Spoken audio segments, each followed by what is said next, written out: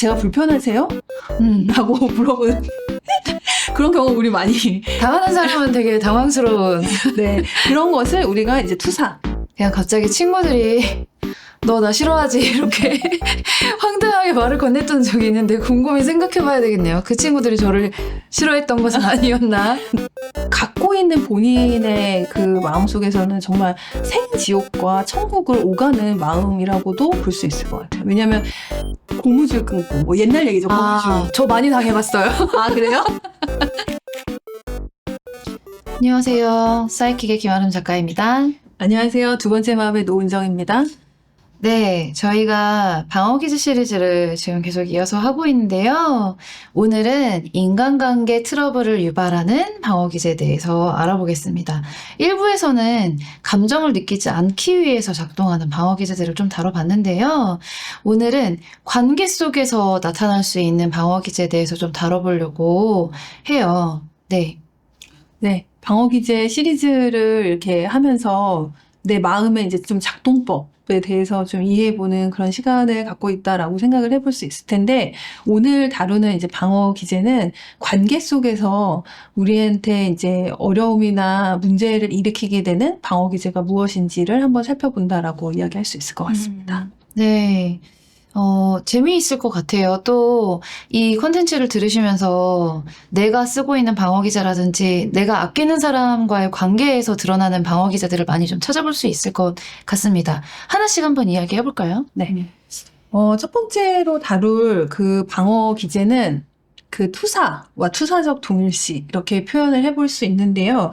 앞서서 조금 말씀을 드리면 방어기제는 말 그대로 메커니즘이거든요. 그러니까 이게 단순히 하나의 뭐 증상, 현상 이렇게 보기보다는 어떻게 작동이 되어지는가, 뭐 이런 것들을 이해해 보는 게 좀 좋을 것 같아요. 일단 투사라고 하는 거는 프로젝션이라고 표현을 하는데요. 이거는 뭐냐면 말 그대로 우리가 프로젝터에다가 이제 벽면에다 이렇게 화면을 쏘잖아요. 그런 것처럼 내가 가지고 있는 감정을 상대방한테 투사, 그러니까 던지거나 쏘거나 이제 뭐 이렇게 한다라고 볼 수 있어요. 그래서 이거는 내가 갖고 있는 불편하고 어려운 감정을 내 것이 아니라 상대방의 것으로 이렇게 던지는 거, 이렇게 이해를 해볼 수 있습니다. 그러니까 뭐 예를 들어서 사실은 내가 이 사람이 싫고 불편한데 그 사람한테 제가 불편하세요? 라고 물어보는 그런 경우 우리 많이 당하는 사람은 되게 당황스러운. 네, 그런 것을 우리가 이제 투사라고 이제 이야기를 할 수 있습니다. 그러니까 상대를 내가 싫어하면서 뭐 상대방에게 그것을 상대방의 것으로 만들어버리는 심리 기제라고 볼 수 있죠. 네. 그렇게 하는 이유는 내가 그 사람을 싫어한다는 감정이 불편해서 그렇게 그 사람의 탓을 하는 건가요? 네, 내 감정을 상대방의 마음인 것처럼 이야기를 하는 것은 나에게 그것을 감당하거나 표현하기가 되게 어렵다는 생각이 들기 때문에 그것을 이제 내 감정으로 표현하고 나 좀 불편해 이렇게 얘기하지 않고 상대방의 것처럼 이제 만들어서 그렇게 얘기를 하면 사실은 뭐 상대방이 그 이야기를 할 수도 있고 뭐 내가 이제 원하는 방식으로 뭔가 해결이 될 수도 있잖아요. 그렇기 때문에 이제 그런 방어 기제를 사용을 하는 거라고 좀 이해를 해볼 수 있죠. 네. 선생님 말씀 듣다 보니까 사춘기 소녀 시절에 그냥 갑자기 친구들이 너 나 싫어하지? 이렇게 황당하게 말을 건넸던 적이 있는데 곰곰이 생각해봐야 되겠네요. 그 친구들이 저를 싫어했던 것은 아니었나? 네. 그러니까 뭔가 내가 상대방에게 어떤 이제 불편한 감정을 느끼고 있는데 그거를 이제 표현하기가 어려워서 저 사람이 나를 뭐 미워하는 것 같다, 싫어하는 것 같다 이런 식으로 사실은 추측하는 거라고도 좀 볼 수 있는 거죠. 뭐 추측을 하거나 아니면 확정지어서 상대방의 것처럼 이제 뭐 던지는 거라고 볼 수 있으니까. 네. 좀 비겁한 거 아닌가요? 네. 근데 그 투사를 강하게 사용하는 의사소통을 많이 하게 되면 이게 굉장히 추측과 그 사람을 다 아는 것처럼 이야기하게 되는 경우가 많거든요. 그래서 내가 그 상대방이 표현하지 않은 것을 다 아는 것처럼 뭐 이야기를 한다던가 사실은 내가 가지고 있는 나의 내면에 있는 것을 상대방의 것으로 뭐 만들어버리기 때문에 굉장히 어떤 오해가 자주 생기게 되고 뭐 불편하게 뭐 여기는 어떤 이제 의사소통이 계속 반복되어질 수 있어요. 그래서 사실은 이 투사를 많이 사용하는 관계 또 뭐 분위기, 뭐 사회적인 어떤 문화 이런 것들이 많이 사용을 하게 되면 굉장히 뭐, 공격적인 방식으로 대화를 좀 하게 되는 경우가 있을 수 있고, 또 관계를 굉장히 불편하게 만드는 경우들이 많이 있다라고 좀 볼 수 있을 것 같습니다. 네. 네, 그러면 그 투사하고 좀 비슷하게 투사적 동일시에 대해서도 좀 설명을 해주시면 네네. 좋을 것 같아요. 그 투사적 동일시는 이제 이 표현 자체가 좀 어렵다고 생각을 하실 수도 있을 것 같은데, 투사적 동일시는 어떤 것이냐면요.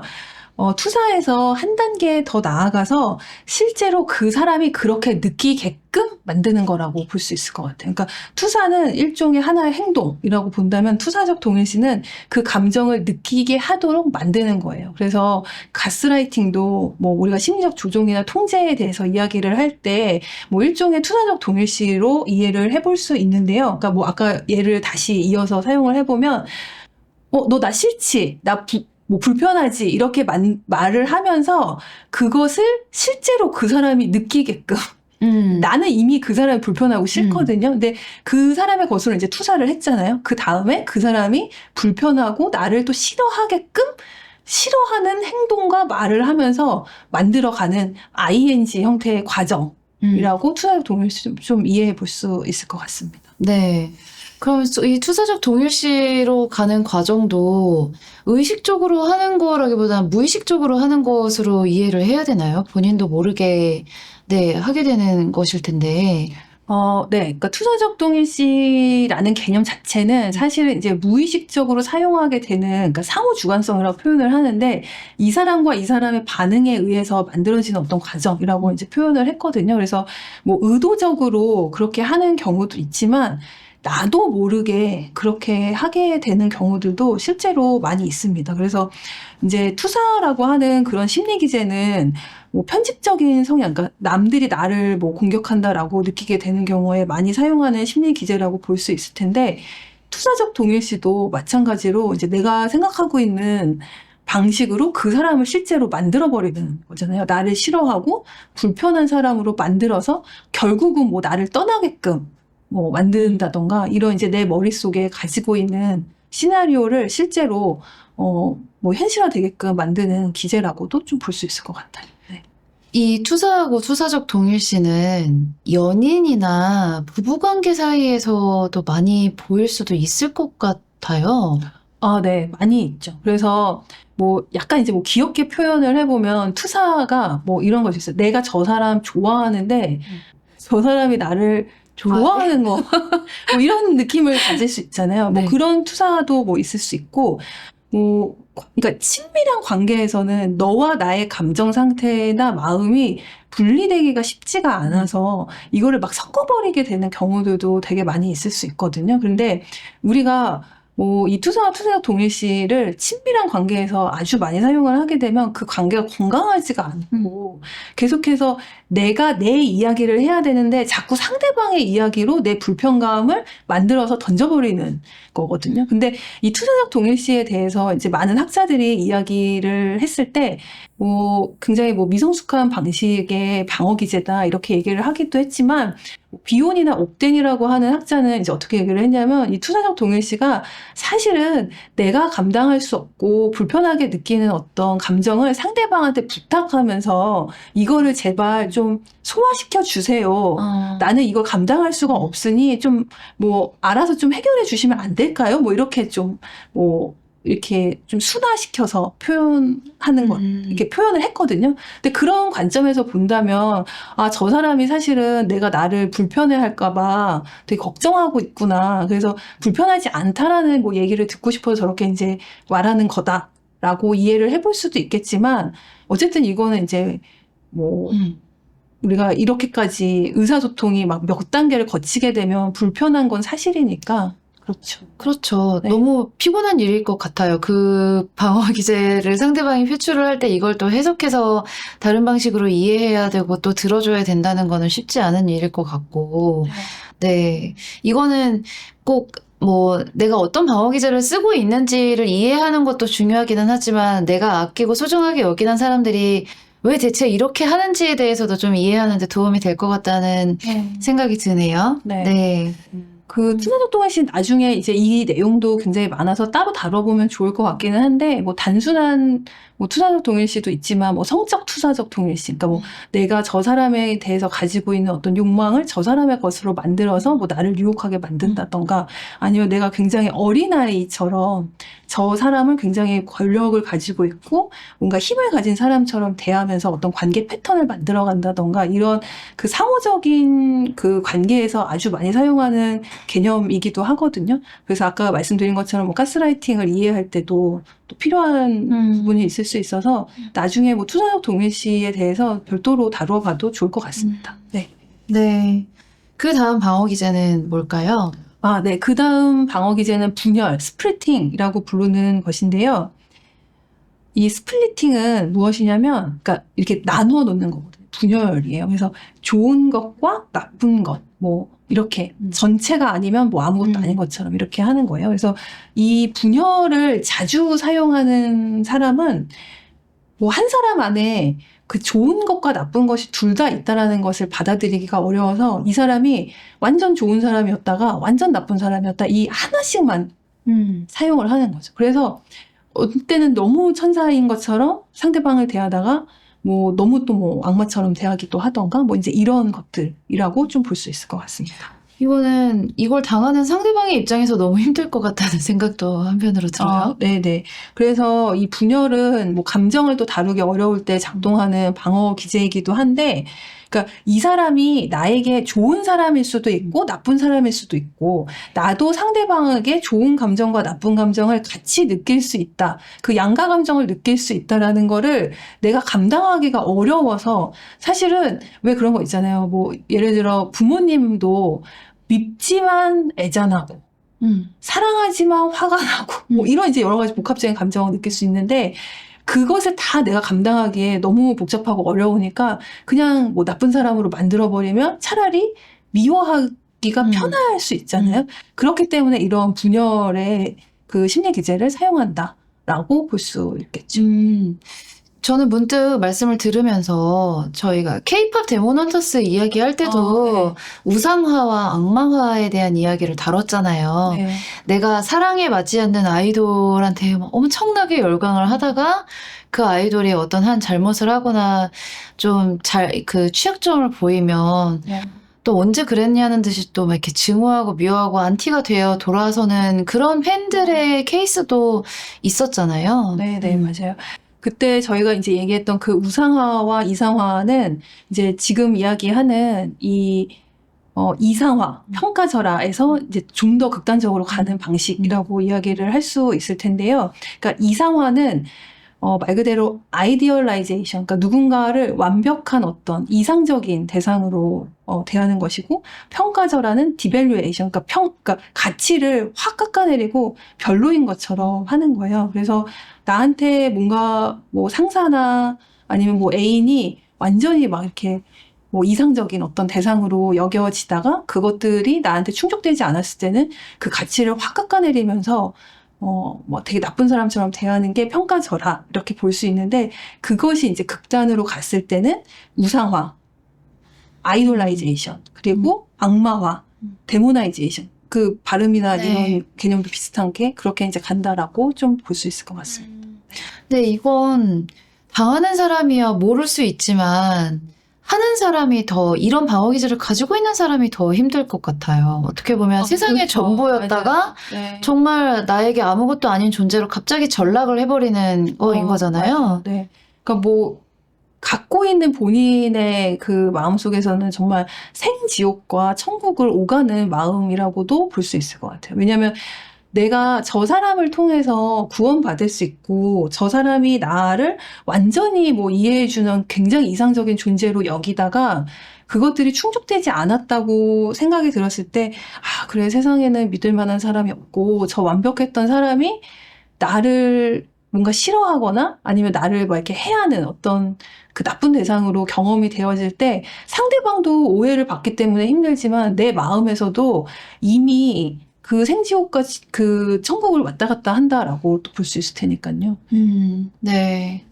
우리가 또 이 방어 기제에 대해서 마지막 하나 남아 있잖아요. 네. 반동 형성은 또 어떤 방어 기제인가요? 네. 반동 형성은 리액션 포메이션이라고 이제 표현을 하는데, 이거는 그 리액션이라고 하는 것이 반응이잖아요. 그래서 반응을 어떻게 형성하는가에 대한 이야기인데요.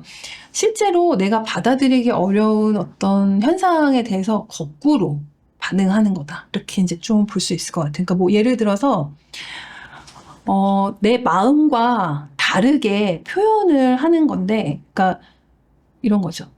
그 실제로 싫어하는 사람 앞에서 되게 좋아하는 것처럼 행동을 한다던가, 좋아하는 사람 앞에서는 거꾸로 싫어하는 척을 하는 근데 거? 모르고 그러는 건가요? 자기도 모르게? 뭐 글쎄요, 그거는 이제 상황에 따라서 다르기는 할 텐데, 뭐 예를 들어 쑥스럽거나 음. 불편하거나, 뭐 그 짝사랑이나 첫사랑에 대해서 생각을 해보면, 그 좋아하는데 가서 고무줄 끊고, 뭐 옛날 얘기죠, 고무줄. 아, 저 많이 당해봤어요. 아, 그래요? 잘하는 아니고요. 실제로 반동 형성이었을지, 뭐 진짜 괴롭힘이었는지 그거는 뭐 모르겠지만 다시 생각해봐야 될 수도 제 있어요. 조합적으로만 일단 생각하겠습니다. 근데 어쨌든 이 반동 형성이라고 하는 것은 실제 마음과 다르게 표현을 하는 거라고도 이제 볼 수 있는데요. 그래서 뭐 안나 프로이트는 뭐 공격자와의 동일시 뭐 이런 이야기들을 하기도 했는데, 이제 내가 싫어하는 사람에게 굉장히 잘 해주거나 아니면 뭐 불편함을 느끼지 않도록 하는 그런 이제 메커니즘이라고도 좀 볼 수 있을 것 같아요. 네. 네. 이건 정말 그 앞에서도 이야기했지만 이 관계를 불편하게 만드는 이 심리 기제는 상대방도 물론 힘든 일이겠지만 네. 이 방어 기제를 가지고 있는 사람이 너무나도 많이 괴로울 수 있을 것 같아요. 그걸 의식하든 의식하지 못하든 분명히 본인 자신에게도 상처가 될 수도 있겠고요. 그렇죠. 그러니까 의식을 하는 경우에는 그것들을 내가 그만해야 된다라고 생각할 수 있어서, 왜냐면 이게 이제 나한테는 뭔가 뭐 적절하지 않다, 아니면 이렇게 해서는 안 될 것 같다라는 이제 마음을 줄 수 있어서 오히려 그것이 더 부담스럽거나 힘들다고 느낄 수도 있을 것 같고, 이제 무의식적으로 작동되는 경우라면 그것들이 나에게 알지 못한 상태로 대상만 바뀌어가면서 굉장히 반복적인 어떤 패턴을 가질 수도 있다. 이렇게도 좀 볼 수 있을 것 같아요. 네. 이 관계 안에서 작동하는 이런 방어 기제들은 알고 나서도 내가 이런 방어 기제가 있다는 걸 알고 나서도 사실은 이걸 개선하거나 바꾸는 게 쉽지 않을 것 같기도 해요. 네, 맞습니다. 그런데 우선은 아는 것은, 그러니까 그 윌프레드 비온이 한 말 중에 진실은 항상 어떤 힘을 가지고 있다, 이제 이런 표현이 있거든요. 근데 우리가 뭐 예를 들어서 이제 반동 형성 중에 하나의 예시로, 내가 남편이 굉장히 폭력적이고 그 부분에 굉장히 고통받고 있는데 일부러 이제 헌신적인 어떤 모습들을 보이면서 더 막 이렇게 하게 되는 경우를 이제 반동 형성이라고 본다면, 사실 그 상황에서 내가 뭘 하고 있는지를 깨닫고 인지하는 것은 사실은 굉장히 고통스럽고, 그 진실을 아는 것만으로도 되게 어려운 일이기는 하지만, 그것들을 보게 되면 시간이 걸리거나 또 뭔가 어떤 도움이 필요할 수도 있지만, 그 다음에 어떤 과정으로 나아가는 그 시작이 될 수도 있다라고 좀 볼 수 있거든요. 그래서 어쨌든 우리가 이제 어떤 상황들 속에서 내가 무엇을 하고 있고 어떻게 반응하고 있는지를 보는 것은 그래서 항상 중요한 의미가 있는 것 같아요. 말씀하신 것처럼 이제 내가 이런 방어 기제를 사용한다라는 거는 계속해서 말씀드리지만, 그러니까 디펜스 메커니즘이라고 표현을 했잖아요. 그러니까 이게 꼭 나쁘다고만 볼 수 없고 내가 나를 보호하는 것이기 때문에, 그렇지만 그 보호를 한다라고 하는 그 메커니즘이 실제로 보호를 하고 있냐, 그렇지 않은 상태로 나를 더 어렵게 만드냐, 이런 것들을 잘 보는 거는 필요한 것 같아요. 왜냐하면 내가 나를 보호한다고 여기지만 더 많은 어려움으로 나를 몰아넣고 있고, 또 반복되는 어떤 패턴으로 세상과 세계를 같은 방식으로 경험을 하고 있다면 그것은 실제로 보호하는 것이 아니라 나를 더 어렵게 만드는 것일 수 있으니까요. 네. 네, 맞아요. 어떻게 보면 본인은 건강하게 빛을 향해서 나아가고 있다고 생각할 수도 있지만 또 다르게 보면은 그림자는 계속 커지고 짙어지고 이러는 것일 수도 있잖아요. 네. 네, 그래서 이런 방어 기제에 대해서 잘 이해하고 있는 게 정말로 중요한 일인 것 같습니다. 그러면 오늘은 여기까지 할까요? 네, 좋습니다. 네, 네, 감사합니다. 수고하셨습니다. 감사합니다.